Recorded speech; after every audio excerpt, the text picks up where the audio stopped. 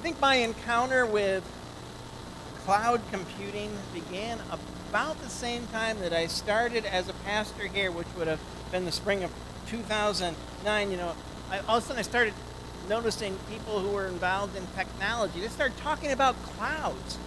I didn't even know they were interested in meteorology. And around that time, sometimes when I had a technology question, I would ask somebody to explain what was going on. They'd say, well, it's in the cloud.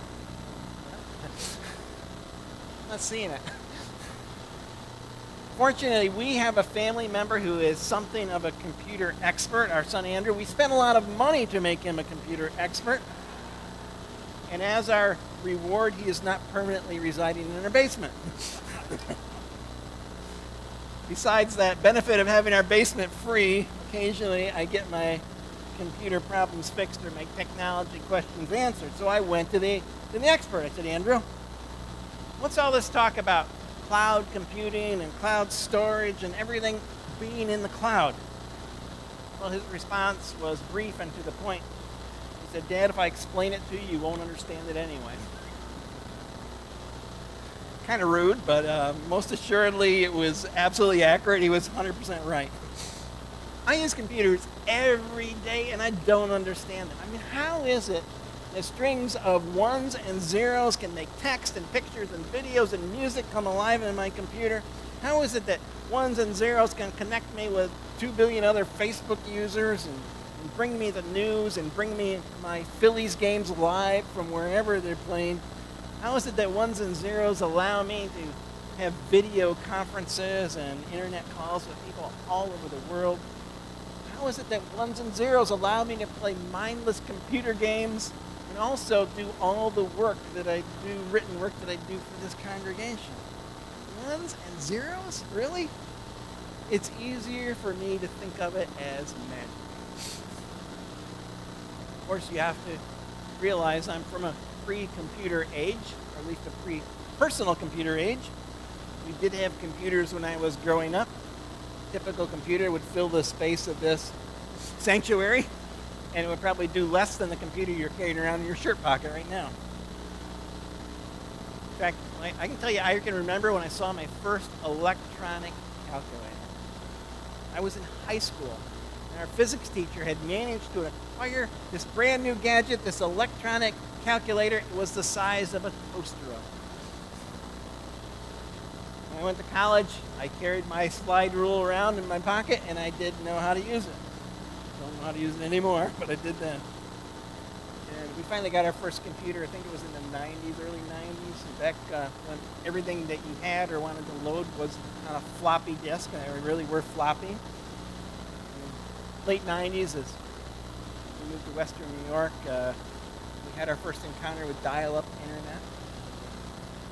New decade brought us into broadband and Wi-Fi. Now we have multiple devices, and we couldn't even imagine being separated from any length of time from being online. It brings panic just the thought of it. And yes, I use the cloud, and you probably do too. Here for work, I use OneDrive and Dropbox quite frequently. Probably, if you have photos online, you're using some kind of cloud storage device for your photos. Facebook, your Kindle library, or whatever you have for your books, your Google Contacts, your calendar, your music provider, and on and on and on. It's all in the cloud. Still don't understand it.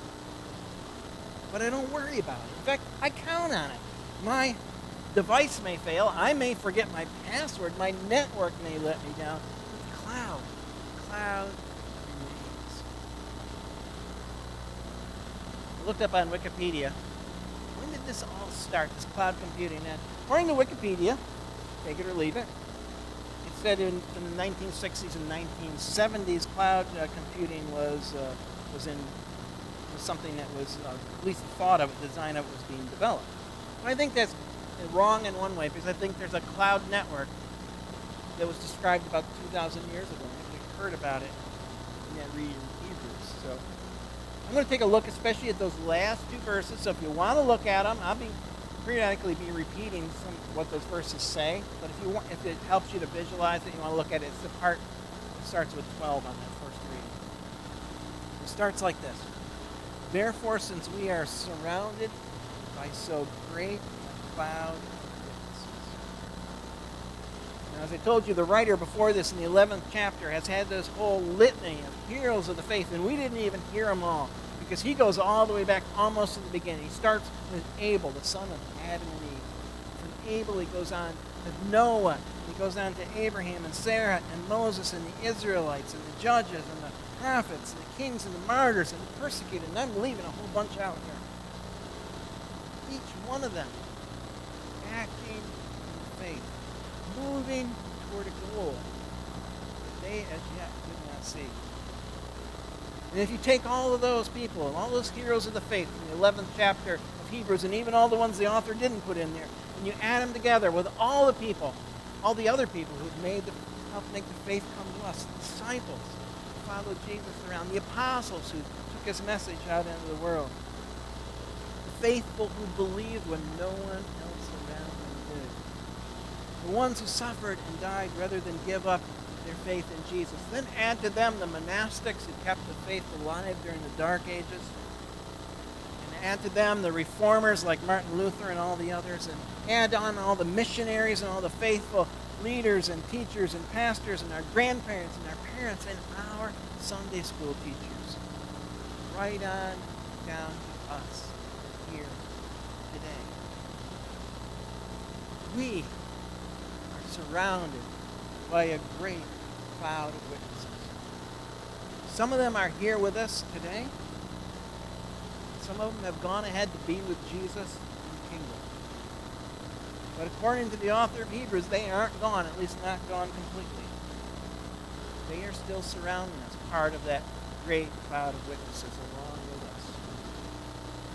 In fact, every time we take communion, one of the images that communion brings to mind is this idea that we are joining with all the faithful of all times and all places as we gather before that altar. Some of those people of all times and all places are going to be gathering before altars similar to this all around the world today. And some of them are gathering before the throne in heaven, Jesus. But wherever we are as we gather, we are in Jesus' because of his body, because of his blood, because of his love, his forgiveness. As we gather, we are one. He unites us. It's kind of interesting while I was working on my sermon notes for this sermon, trying to figure out what I was going to talk about. I was watching the ELCA Churchline Assembly. It was online. And so as I'm typing out some ideas that I'm thinking about, I'm seeing in the live feed some people I know from all around the country. And there's a little chat function on the side, and I start seeing names that I know in the chat function, so I'm chatting with people I know, some locally here and some from all around the country. And then they move on to worship, and so there I am celebrating the communion service with them, and this all happens. I never even leave my desk. That's the little image of a cloud of witnesses, this time through an actual cloud computer application. Now take that image and multiply it by several billions of times, and you have an idea of what God's cloud of witnesses is all about. We're worshiping together. We are standing together. We are cheering one another on when we need motivation. We are holding one another close when we need comfort. We are picking one another up when we need a restart. Back to that verse. Therefore, since we are surrounded by so great a cloud of witnesses, let us lay aside every weight and sin that comes so closely. Let us run with perseverance the race that is set before us. The cloud of witnesses is not just there to make us feel good, because you see, we have work to do. Mission of Jesus and the ministry of his church now rests on us. Since the Olympics are on right now, it might help you to picture this as you're a participant in a relay race. Here comes the baton for your hand. It's being delivered by a runner who has given his or her all. we've been prepared. We've been prepared if we're in the Olympics by our coaches and trainers and by those who have nourished us and nurtured us, and we're cheered on by thousands in the stands and millions at home. But even us running the race of faith, we have all those people too. A cloud of witnesses is there for us. A cloud of witnesses has prepared us. But now it's our turn to take the baton and run. Well, if we're going to run, we need a goal. The Olympic runner has a goal: the medal and the anthem. When I ran track one year in high school, I had a goal too. My goal was to not be embarrassed. A little lower bar. But in order to run, whether you're a world champion or a 10th grader in a small school, you need a goal. Because when you start exerting yourself, you get all these little voices that say, stop doing that. Why are you doing that? This hurts. Slow down. Stop. Take a rest. You need something to visualize to get you past all that. We have a goal. Let's go back to that verse. Therefore, since we are surrounded by so great a cloud of witnesses, let us lay aside every weight and sin that clings so closely, and let us run with perseverance the race that is set before us. Here comes our goal, looking to Jesus, pioneer and perfecter of our faith, who for the sake of the joy that was set before him endured the cross, disregarding its shame. You see, he had a goal too. His goal was us.